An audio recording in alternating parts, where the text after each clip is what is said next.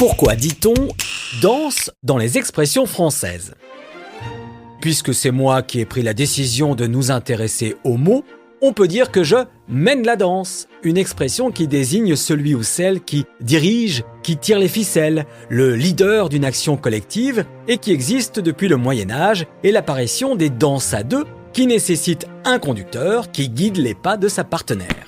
Ce qui a aussi inspiré l'expression « ne pas savoir sur quel pied danser », apparue au XVe siècle.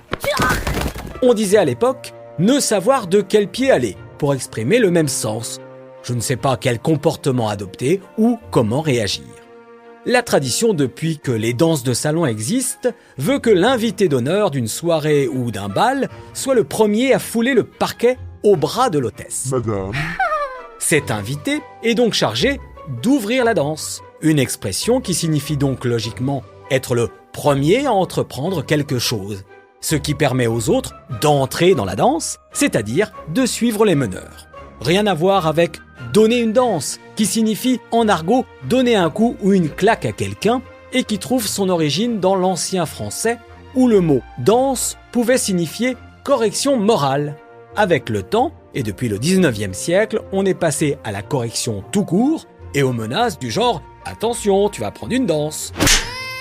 Quand on est dans une situation critique, périlleuse, mais qu'on ne s'en rend pas compte, on dit que l'on danse sur un volcan.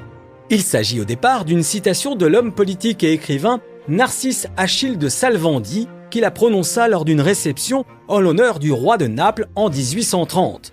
Salvandie aurait averti le duc d'Orléans du danger qui se tramait en coulisses en comparant la révolte à un volcan, en référence bien sûr au Vésuve.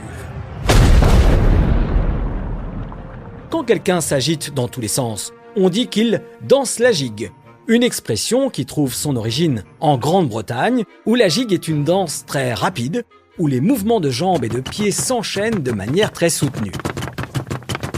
Une danse moins charmeuse que la danse orientale ou danse du ventre, pratiquée depuis l'Égypte ancienne, à cette époque où les prêtresses faisaient ainsi onduler leur ventre pour s'attirer les faveurs de la déesse de la fécondité et de l'amour. Rien à voir avec la danse du scalp, cette danse de célébration que pratiquaient les Indiens d'Amérique autour de leurs victimes prêtes à être scalpées. De nos jours, cette expression désigne une manifestation de joie suite à une victoire remportée sur un ennemi ou sur toute personne que l'on a dominée. Enfin, en argot, on dit « faire danser ses écus » pour dire que l'on dépense beaucoup d'argent. L'écu, la monnaie d'or qui a vu le jour sous le règne de Saint-Louis, et qui portait les armoiries du roi, est ici le symbole de la richesse. Et les faire danser, à les faire balancer, donc à les jeter. Pas par les fenêtres, mais pas loin. Bref, chacun fait ce qu'il veut car on a tous une danseuse, c'est-à-dire un plaisir pour lequel on dépense beaucoup. Pour comprendre son origine, remontons au XVIIIe siècle, époque où les salles de spectacle étaient cernées par les prostituées qui attendaient à la sortie les spectateurs les mieux pourvus. L'Opéra de Paris, par exemple, portait le surnom de « marché aux putains ». Au XIXe, la prostitution devint monnaie courante et atteint l'intérieur des salles comme l'opéra, car certaines danseuses s'adonnaient à la fois à la danse et à la vente de leur charme.